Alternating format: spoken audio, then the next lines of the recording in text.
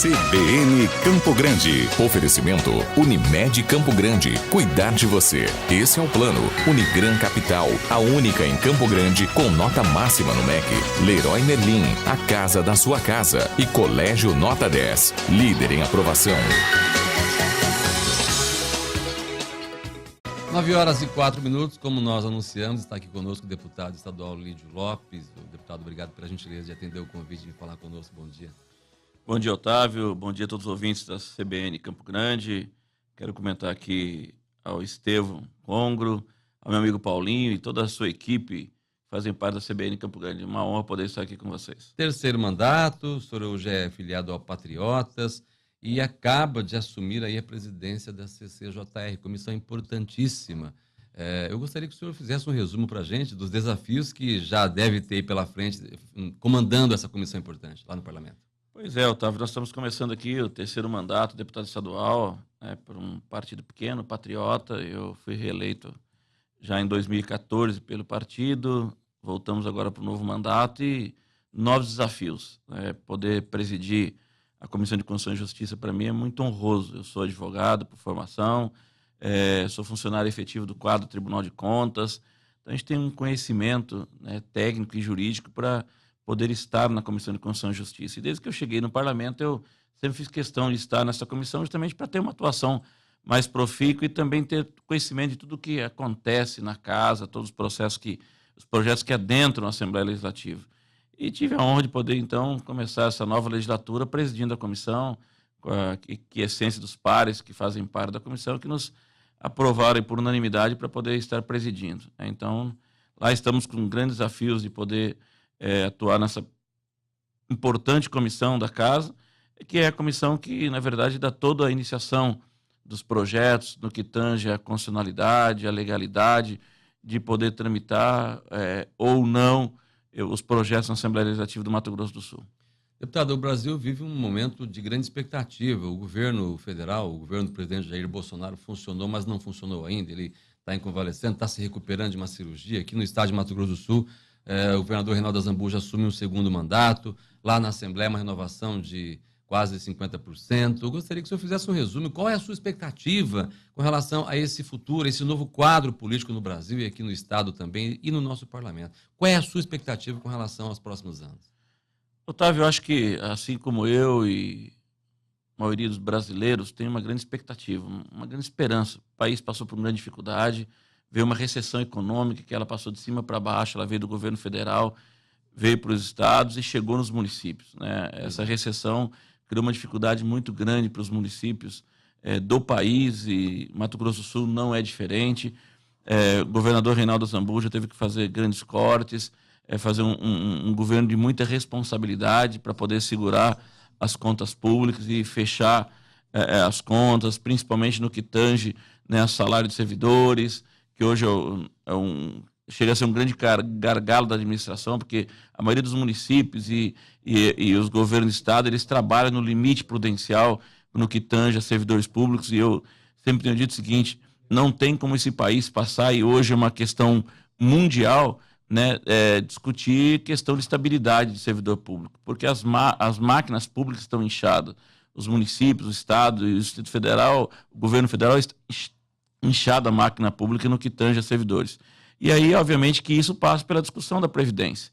O governo Jair Bolsonaro ele começa discutindo essa questão da Previdência, da Previdência do país, para que dê o encaminhamento. E, obviamente, isso gera uma grande expectativa, porque a gente vê e a gente acompanhou nos últimos anos esse país vendo o recurso público indo pelo ralo, os desvios, os desmandos muito grandes do poder público e que nutre uma grande expectativa, porque se você consegue fechar o gargalo, fechar o ralo desse desvio do recurso público, o Brasil é um potencial tremendo, tudo que se planta dá certo nesse país, é um país que tem uma produção fantástica, a sua população é uma população ordeira, abençoada por Deus. Então, eu acredito que se nós fizermos realmente esse enfrentamento da corrupção e do desvio do recurso público, nossa tendência é que a gente venha a crescer muito, e aí os estados começam a andar, os municípios começam a desenvolver, e obviamente que começa a vir os investimentos dentro dos municípios, dentro do Estado e, obviamente, dentro de uma forma, um conjunto geral, o país. Um terceiro mandato de deputado estadual já dá ao senhor um conhecimento bastante profundo dos problemas sociais, econômicos que o Estado enfrenta. E algumas bandeiras, naturalmente, o senhor deve empunhar agora, deve ter feito uma renovação das energias. E quais serão suas bandeiras? Quais serão suas ações? Aquelas que o senhor deve priorizar mais, aquelas que o senhor deve continuar atendendo? Como é que o senhor está planejando esse novo mandato? Otávio, eu comecei, desde que eu cheguei no mandato de vereador em Campo Grande, eu sempre foquei muito em trabalho social. Tá. Eu comecei a fazer um enfrentamento na dependência química, muito embora eu nunca fui usuário de nada e nem tivesse nenhum precedente na minha família, eu acompanhei muito, fui advogado criminalista, sempre atuei muito no direito criminal, direito penal, e aí eu via muitos problemas, famílias desamparadas com seus filhos na dependência química, e eu abri então o primeiro centro de recuperação de dependentes químicos totalmente gratuito aqui em Campo Grande, e que a gente já há mais de 9 anos vem feito esse enfrentamento, vem fazendo esse enfrentamento na recuperação da dependência química de álcool e droga, né? E a gente tem um resultado fantástico de recuperação. Isso não só em Campo Grande, a gente atende as pessoas de todo o interior do estado.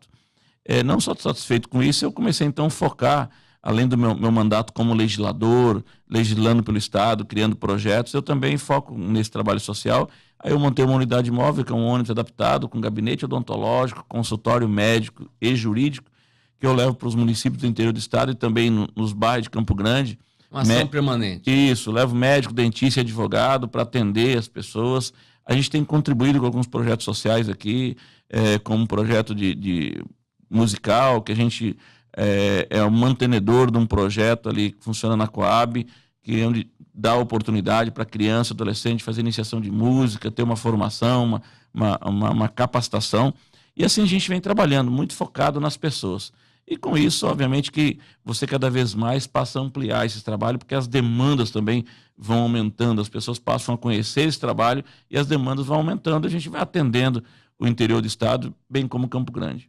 Eu tenho visto aqui que o senhor tem mais de 50 projetos de leis aprovados, né, nesses 2 mandatos, iniciando agora o terceiro. Um volume importante, interessante.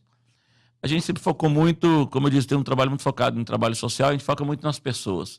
Eu tenho alguns projetos que são bem interessantes e ainda ontem eu discutia a respeito de um projeto que foi de nossa autoria, que foi um dos projetos mais polêmicos, talvez, da Assembleia Legislativa do Mato Grosso do Sul, que foi o que acabou ficando conhecido como a Lei Harfuch.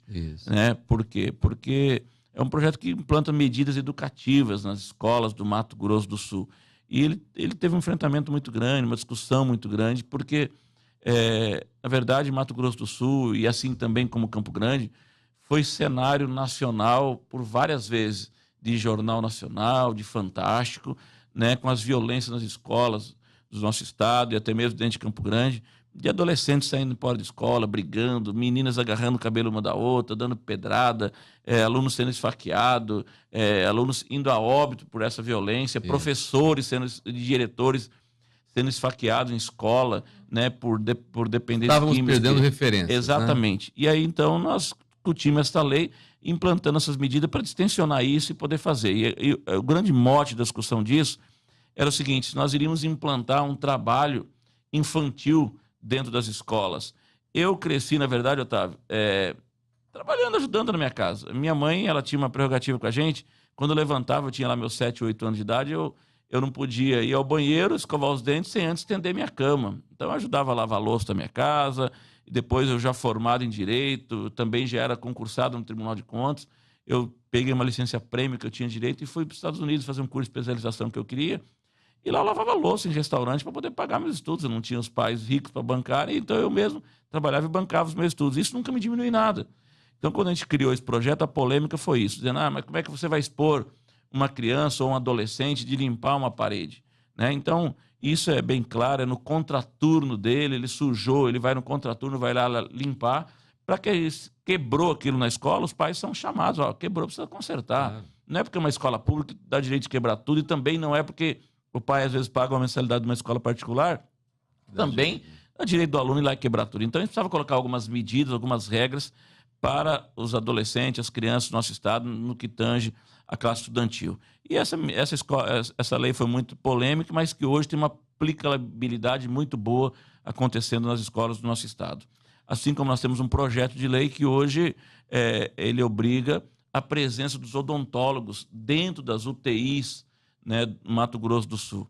Por quê? Para que a gente possa fazer o enfrentamento das infecções hospitalares dentro das UTIs. É comprovado que a maioria das infecções geradas dentro das UTIs, ela vem via respiratória, via bucal. Então, ela precisa desse profissional, que nada mais é que um odontólogo com especialidade do buco-maxilar, que ele sabe fazer essa higienização. Então, essa lei hoje, ela vem ajudar exatamente isso, né? A presença desse profissional para que a gente possa fazer não só enfrentamento, ter uma economia dentro dos hospitais, mas, acima de tudo, salvarmos vida. Então, a gente vem sempre focando em legislar nesse sentido, com projetos voltados para as pessoas, para que a gente dê uma resposta e uma alternativa de fazer os enfrentamentos para a população. Deputado, a gente sabe que o senhor tem que ir para a sessão agora. Eu quero agradecer imensamente a gentileza de falar conosco, deixar os microfones da CBN para o seu recado final. Eu que agradeço a você, Otávio, e toda a equipe da CBN Campo Grande por nos abrir a oportunidade de estarmos falando aqui com a população sul-mato-grossense, de estarmos colocando novamente nosso mandato à disposição e estarmos ali agora frente da CCJ e poder conduzir uns trabalhos junto com os pares, de fazer o melhor por Mato Grosso do Sul como parlamentar. Esse é realmente o nosso desejo e desejar a todos um bom dia, que Deus abençoe a cada ouvinte e a cada componente dessa bela equipe da CBN Campo Grande. Obrigado, deputado Lídio Lopes, iniciando seu terceiro mandato como deputado estadual, falando com a CBN. Agora em Campo Grande, 9h15.